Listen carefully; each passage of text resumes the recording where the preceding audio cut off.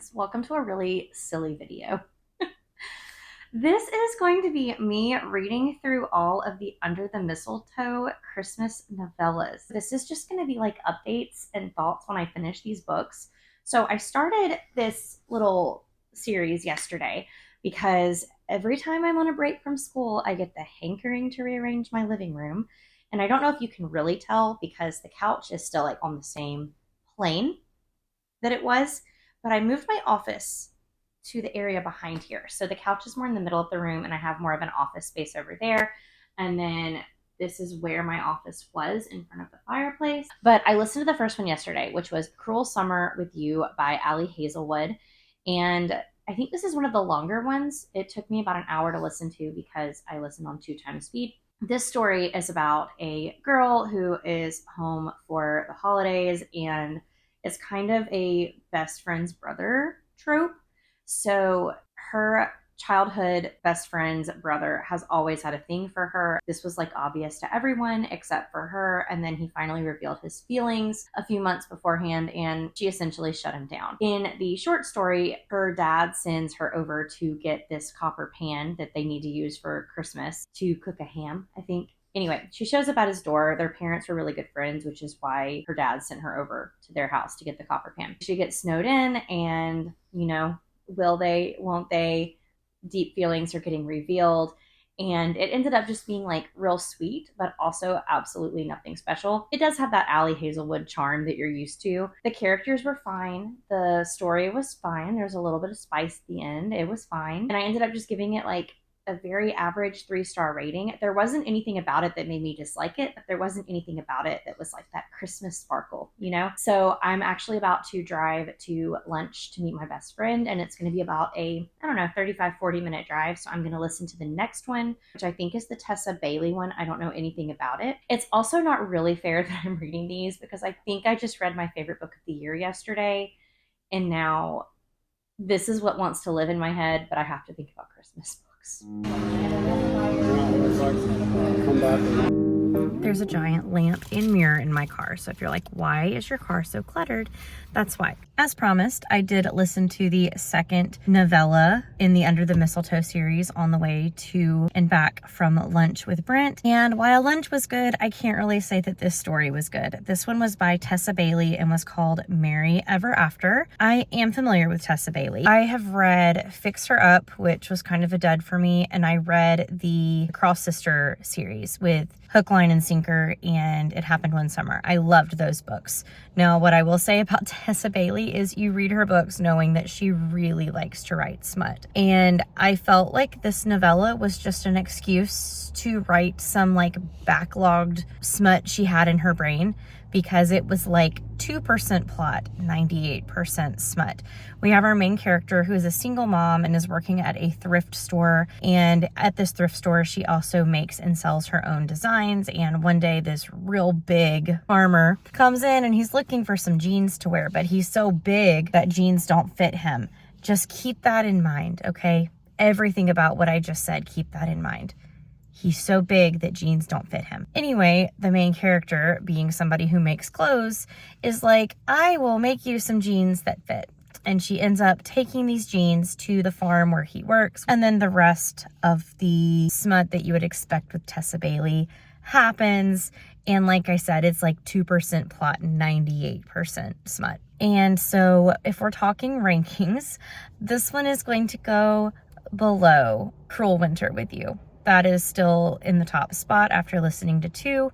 The next one I know is by Olivia Dade, and I was watching TikToks, and I already know that a couple people that I watch have DNF'd the third one.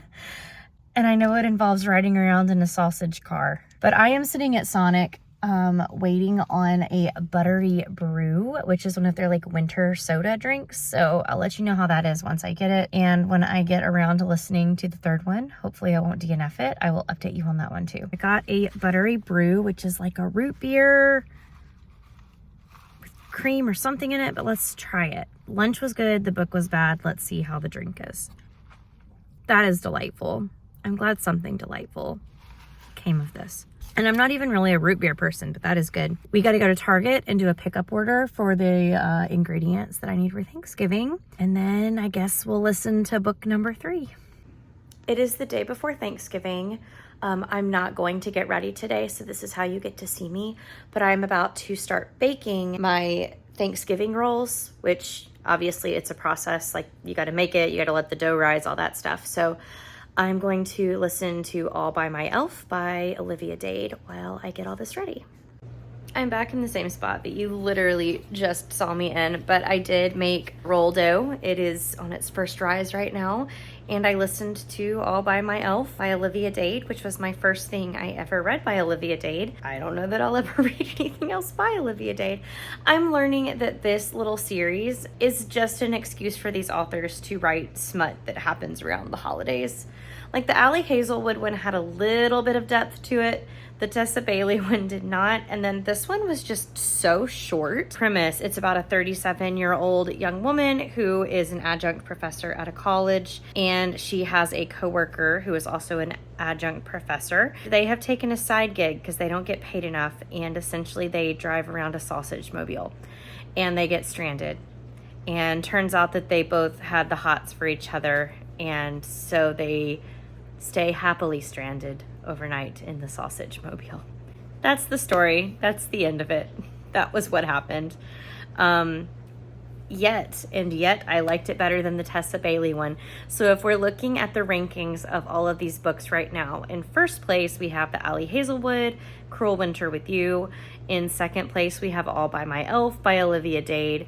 And in third place we have, I don't even remember, Merry Ever After maybe by Tessa Bailey.